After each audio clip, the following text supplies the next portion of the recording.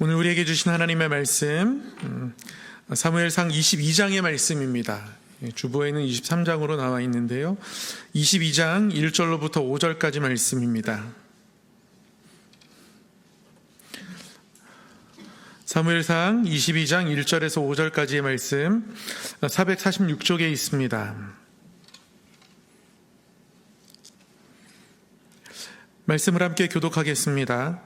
그러므로 다윗이 그곳을 떠나 아둘람 굴로 도망하매 그의 형제와 아버지의 온 집이 듣고 그리로 내려가서 그에게 이를 얻고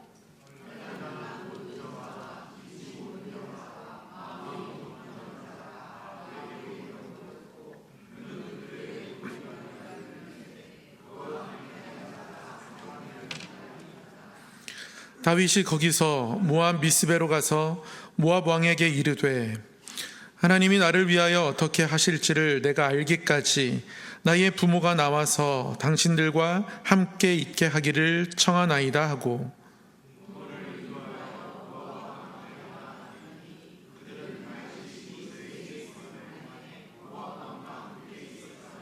함께요. 선지자 갓이 다윗에게 이르되 너는 이 요새에 있지 말고 떠나 유다 땅으로 들어가라.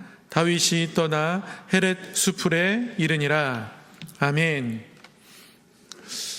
오늘도 말씀을 배우고 말씀을 따르며 말씀에 비추어서 우리 주님을 닮아가고 그리스도의 장성한 분량에 이르는 그 성숙한 모습이 우리 모두에게 있기를 간절히 소망합니다. 아멘. 여러분, 제 목소리가 되게 좋지 않습니까? 오늘 마이크 상태가 굉장히 좋은데요, 매주 이랬으면 좋겠는데, 오늘 사무엘상 22장의 말씀을 통해서 또 하나님께서 우리에게 어떻게 우리 삶에 도우심을 베풀어 주시는지, 도우심의 증거들을 우리가 한번 바라보고 이러한 도우심을 한번 우리가 사모했으면 좋겠습니다. 전체적인 흐름을 잠깐 기억한다면 사무엘상 16장에 다윗이 등장합니다. 골리앗과의 그 전투에 다윗이 나타나는 것을 통해서 다윗이 성경에 아주 믿음 있는 인물로 등장하게 되죠. 그러나 이런 모습 때문에 사울과 갈등하게 되고, 그러다가 결국 다윗은 20장에서 요나단과 이별하고 이제 도망자의 삶을 살게 됩니다. 그래서 21장부터 도망하는 다윗의 모습들이 이렇게 나타나게 됩니다. 가장 먼저 다윗이 갔던 곳은 놉이라고 하는 제사장들이 있던 곳, 그리고 그곳을 떠나서 다윗 생각에 사울의 손이 닿지 않는 곳에 가야겠다는 생각이 들었는지 그는 블레셋 가드로 갑니다. 그러나 블레셋 가드에서 그는 미친 척하면서 수염에 침 흘리면서 살았어야 했습니다. 그렇게 힘든 여정을 살아가는 다윗이 오늘 말씀에 보면 이제 또 다른 피난처를 찾아가게 되는데요, 아둘람 굴, 또 여기서 더 먼 곳 모압, 그리고 다시 유대 땅의 헤렛 수풀로 이렇게 돌아오는 여정을 살아가게 됩니다. 다윗이 계속해서 도망 다녔다는 것이 짧은 5절 안에 벌써 장소가 세 번이나 바뀌었어요. 참 어려운 겁니다. 여러분, 이사 자주 다녀보셨나요? 제가 이사 다녀본 연수를 대충 세보니까 한 10번 정도 이사를 했더라고요. 참 이사 자주 다니는 거 어렵습니다. 이런 이유로 저런 이유로 계속 이사를 다녀야 해서 많이 이사 다녔는데, 그것도 힘든데 도망 다니면서 계속 장소를 옮긴다는 것은 한 곳에 오래 머무를 수 없는 상황이 있는 거잖아요. 그러니까 이 짧은 5절 안에 3개의 장소가 나왔다는 것만으로도 이미 다윗이 정말 힘들었겠다 알 수 있습니다. 그런데 가장 바쁘게 한 곳에서 정착하지 못하고 옮겨야 하는 이 다윗의 모습 속에서 하나님께서 다윗을 도와주시고 회복시켜 주십니다. 다윗은 유대 땅에 갈 수가 없습니다. 지금 블레셋에서도 오래 있을 수가 없습니다. 미친 척하고 있는 것도 하루 이틀이죠. 계속해서 있을 수가 없습니다. 사람들이 자기를 몰라봤으면 참 다행이었는데 다 알아봅니다. 그래서 다윗이 블레셋에서 미친 척하다가 결국 쫓겨나듯 그곳을 떠나게 되고 아둘람 굴에 오게 됩니다. 이 아둘람 굴은 블레셋과 이스라엘 경계에 있는 거예요. 그 선상이 있습니다. 그러니까 어찌할 수 없는 다윗의 모습을 여기서 볼 수가 있죠. 블레셋 땅으로도 못 가겠고 유대 땅으로도 못 가겠고 그 경계선상에 서서 내가 어딜 가야 하나, 내가 어떻게 앞으로 살아야 하나, 다윗의 마음이 참 고독합니다. 그런데 계속 고민하다 보면 고민이 사람의 삶을 삼키게 됩니다. 여러분, 고민하다 보면 그 고민이 나를 삼켜서 고민을 오래 해서 결과가 좋아지면 좋겠지만 고민을 오래 하면 내가 망가집니다. 그렇지 않습니까? 다윗이 이 고민에 계속 사로잡혀 있으면 다윗 또한 망가질 거예요. 근데 하나님께서 다윗을 도와주십니다. 어떻게 해요? 사실 다윗이 바라는 도움은 누가 뭐래도 한 가지죠. 사울에게 쫓기고 있으니까. 이 상황이 해결되는 것은 사울이 더 이상 안 쫓아오는 거예요. 사울의 마음이 바뀌던지 아니면 사울이 사라지던지 둘 중에 하나일 겁니다. 근데 하나님께서 정말 생각지도 못한 일로 다윗의 삶을 채워주시고 그를 회복시켜 주십니다. 여러분, 이 아둘람 굴에서, 이 경계에서 블레셋으로도 유대로도 못 가는 이 경계선상에서 어떤 일이 일어났는지 아십니까? 어떻게 알았는지 사람들이 다윗을 찾아옵니다. 여러분, 이 아둘람에서요, 이 아둘람 굴에서 공동체가 생겨납니다. 다윗 혼자 있었거든요. 그런데 먼저 다윗의 가족들이 다윗을 찾아옵니다. 오늘 1, 2절에 보니까요, 아둘람 굴로 도망했는데 그의 형제와 아버지의 온 집이 듣고 소문을 들었어요. 그런데 소문을 들은 가족들이 거기에 찾아갑니다. 그에게 이릅니다. 뿐만 아니에요. 이 외에도 여러 사람들이 이제 찾아옵니다. 그런데 찾아온 사람들의 부류가 세 종류입니다. 환난당한 사람, 빚진 사람, 마음이 원통한 사람. 사회의 중심에서 밀려난 사람들입니다. 안정되고 성공한 사람들, 권력 있는 사람들이 다윗의 주변에 모이지 않았습니다. 그러나 다윗은 그들을 품습니다. 오늘 말씀해 보면 다윗은 그들의 우두머리가 되었다 말씀하고 있습니다. 모여든 사람이 많았어요. 400명가량입니다.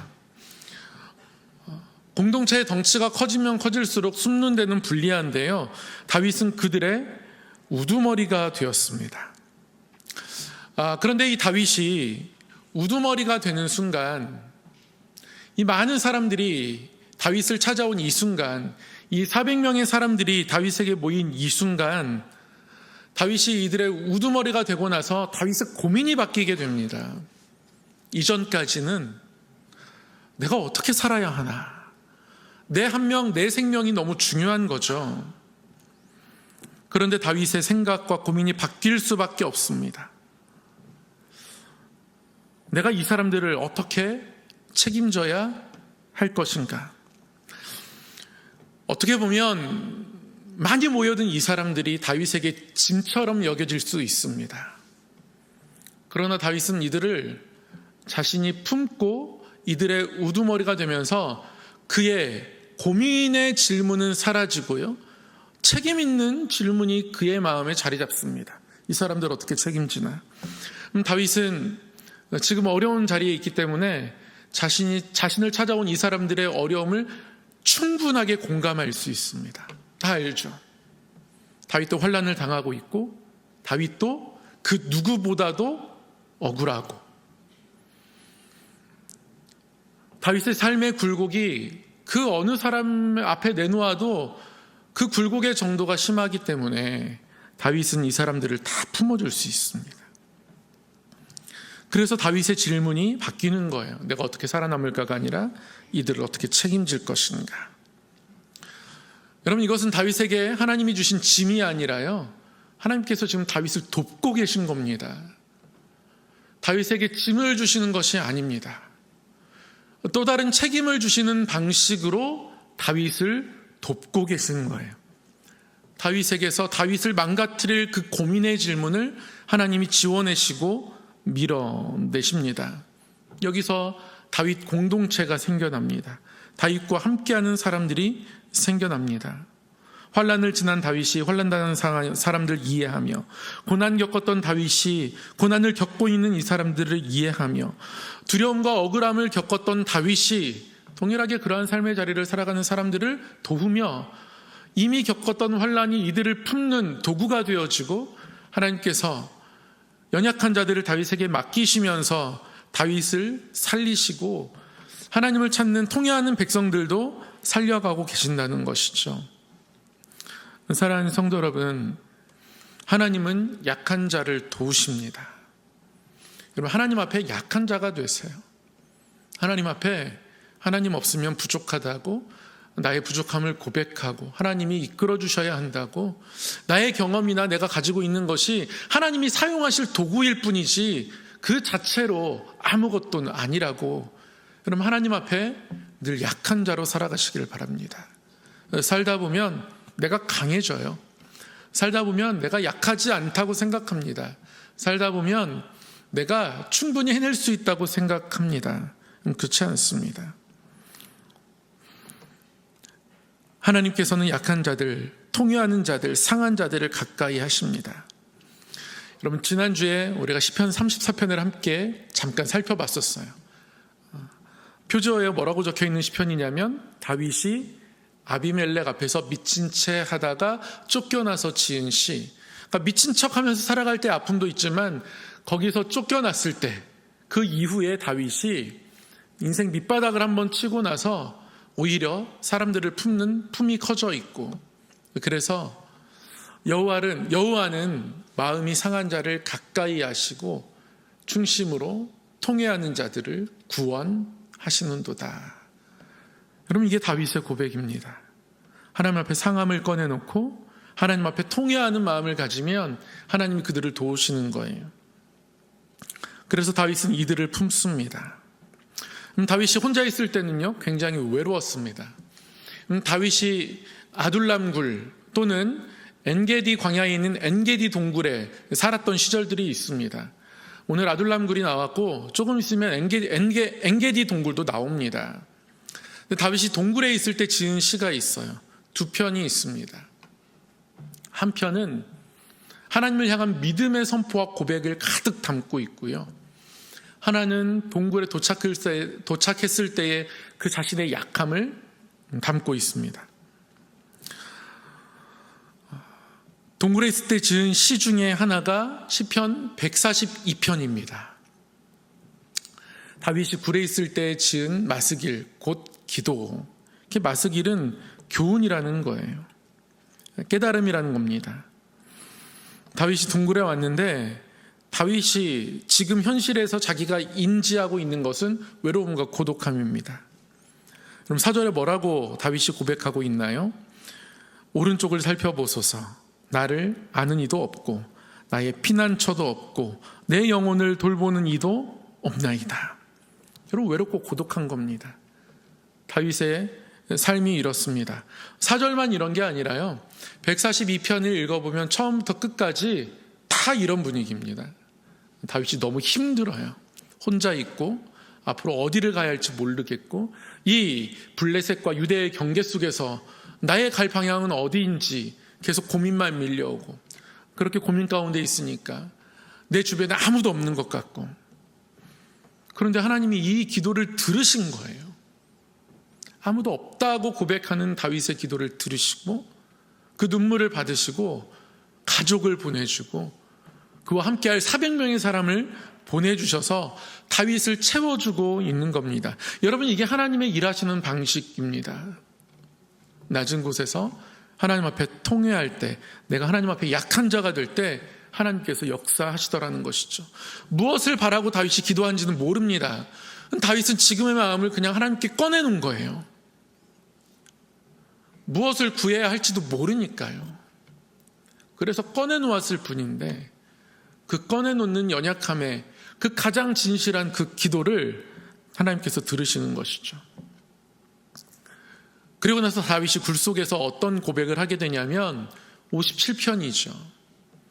다윗의 믹담입니다. 믹담이라는 건 바위에 새겨지듯 새겨졌다는 뜻입니다. 아주 강렬한 멜로디, 곡조였을 거예요. 인도자를 따라 알다스엣에 맞춘 노래. 그럼 알다스엣은 지금으로 말하면 어떤 락 음악, 메탈 음악, 아주 강렬한 곡조입니다. 그러니까 내가 생명을 살려달라고 부르짖을 때의 그 강렬함 있지 않습니까? 그렇지, 생명을 살려달라고 우리가 외칠 일이 별로 없죠. 그래서 그 강렬함이 어떤 건지 잘 모르시는 거죠. 그 강렬함으로 부르짖는 것이 알다스엣입니다. 그러니까 그 강함으로 다윗이 고백했다는 거예요. 모르긴 몰라도요, 시편 1편부터 시편 150편까지 낭독하잖아요. 우리가 이 곡조를 최대한 살려서 낭독한다면 시편 57편은 우리 성함교회에서 목소리가 제일 큰 사람, 우렁찬 사람이 가장 큰 소리로 읽어야 하는 시편인 거죠. 그렇게 내가 내 목숨을 살려달라고 할 만큼 그 간절함으로 고백했던 다윗의 고백의 내용이 무엇인가? 저 시편 57편 너무 사랑하고 귀하게 여기는 시편인데요. 하나님이여, 내 마음이 확정되었고 내 마음이 확정되었사오니. 여러분, 우리의 마음이 정해졌습니다. 하나님, 제 마음이 정해졌습니다.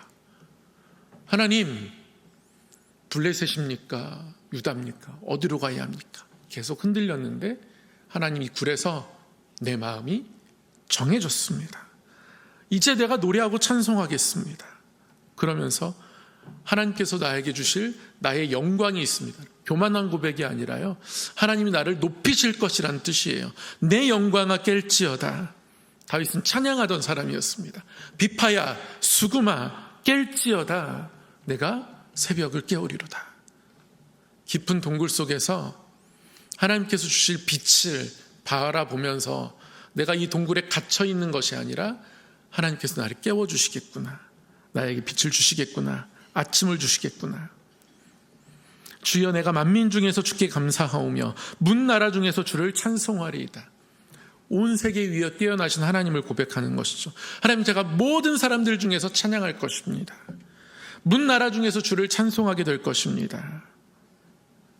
10절에는요, 무릇 주의 인자는 커서 하늘에 미치고 주의 진리는 궁창에 이르나이다.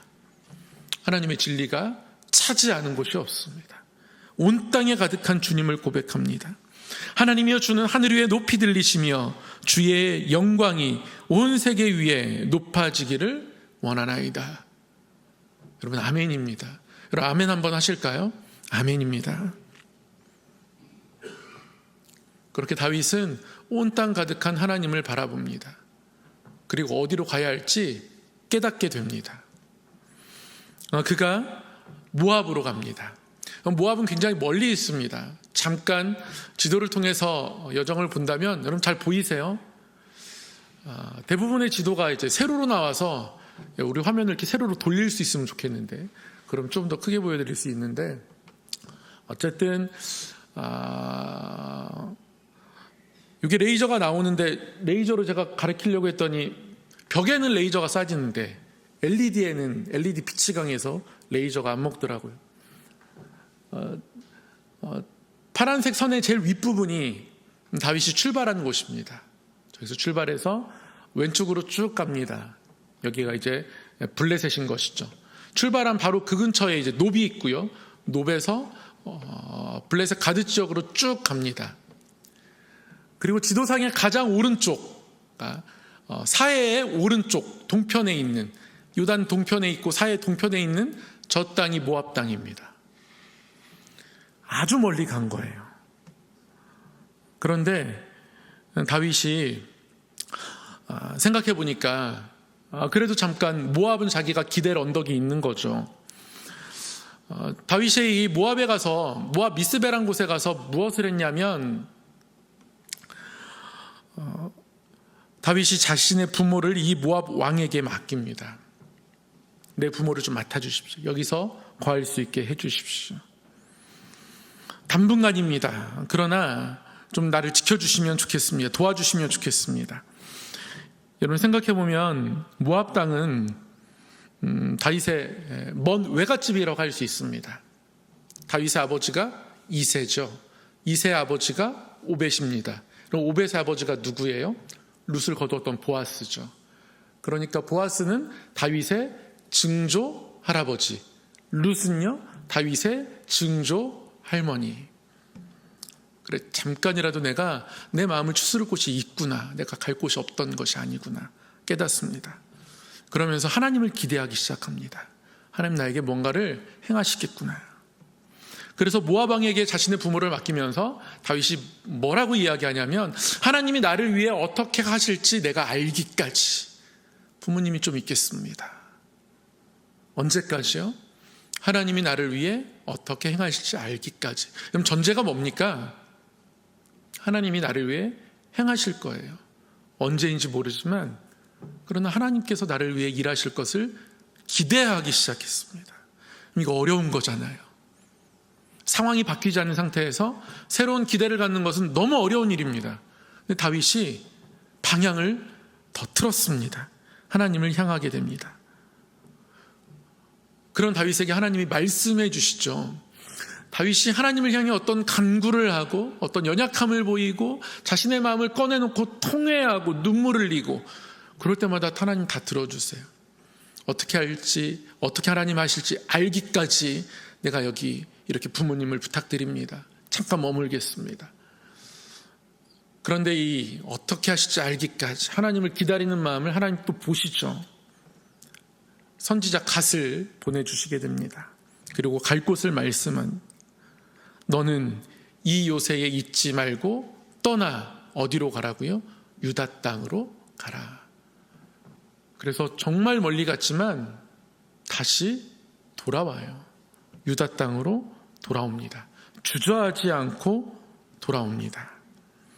하나님이 정해주신 방향을 알게 되었고, 알고자 했었고, 그래서 순종합니다. 그럼 순종의 능력이 어디서 나올까요? 하나님이 어떤 말씀을 하시든지 간에 순종하기 위해서는 말씀을 기다리는 기다림이 필요합니다. 그럼 기다린 자에게 순종이 있습니다. 여러분, 순종이 능력입니다. 우리가 하나님을 기다리는 마음이 있으면 그럼 그것이 우리의 능력이 쌓여가는 거예요. 순종할 수 있는 능력이 되는 겁니다. 그래서 다윗은 유다 땅에 있는 헤렛수풀로 이동합니다. 그리고 헤렛수풀에서 다시 하나님의 뜻이 어디 있을지 묵상하면서 다윗은 앞으로 살아가게 될 거예요. 여러분, 이것이 오늘 나타난 이 5절에 나타난 다윗의 모습입니다. 아둘람 굴은 다윗이 가장 흔들렸던 장소입니다. 참 어려웠던 곳이에요. 그러나 결국 다윗은 유다 땅으로 돌아오게 됩니다. 그렇게 자신을 흔들어 놨던 그 땅에 담대한 마음을 가지고 돌아와요. 하나님의 도우심 때문에 그가 다시 굳게 섰습니다. 그래서 지금 다시 유다 땅에 있는 헤렛 수풀이라고 하는 그곳에 다윗은 멈춰 있습니다. 다윗은 앞으로 더욱더 굳은 믿음을, 굳센 믿음을 우리에게 보여줄 겁니다. 여러분, 오늘 말씀을 묵상하면서 어떤 생각들이 드셨습니까? 우리에게 하나님을 기다리는 마음은 참 소중합니다. 상황이 변하지 않으면 우리의 마음이 지칠 수 있습니다. 다윗은 쫓겨가면서 그 마음이 점점 피폐해질 수도 있습니다. 그러나 정말 예상치 못한 방법으로 하나님 앞에 나를 꺼내놓았을 때, 하나님, 내 오른쪽에 내가 시선을 돌려보았더니 아무도 없습니다. 정말 아무도 없습니다. 갈 길을 알지 못합니다. 그냥 자신의 삶을 꺼내놓았는데 하나님이 그와 평생 함께할 사람들을 여기서 만나게 하시고 붙여주시죠. 그리고 그들과 함께 유다 땅으로 돌아옵니다. 사람이 많아져서 들키기 더 쉽겠지만 어차피 들켜요. 수많은 눈들이 있고 다윗을 누군가가 발견하면 또 사울에게 이야기하고, 그런데 다윗에게는 사람들이 있습니다. 함께할 동역자들이 있습니다. 하나님이 그렇게 지금 다윗을 도와주셨습니다. 말씀을 정리하겠습니다. 그럼 가장 외로운 자리인 아둘람 굴이었습니다. 하나님께서 그곳을 회복의 장소로 삼으십니다.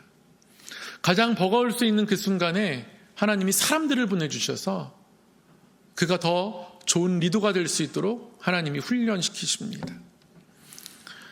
삶 속에서 만나는 모든 고난의 자리가 그렇습니다. 하나님 손안에서 우리가 벼랑 끝에 섰다 할지라도 결코 끝이 아니라 그곳은 나를 새롭게 빚으시는 시작의 자리가 될 수 있습니다. 우리가 하나님을 기다리면, 하나님 앞에 약한 자가 되면, 하나님은 하나님을 기다리는 자에게, 하나님을 의지하는 자에게 반드시 도움을 베풀어 주십니다. 또한 도우실 뿐 아니라 기르십니다. 여러분, 언제나 우리가 그의 기르시는 양이에요. 양이기 때문에 우리가 더 큰 시선을 가질 수는 없습니다.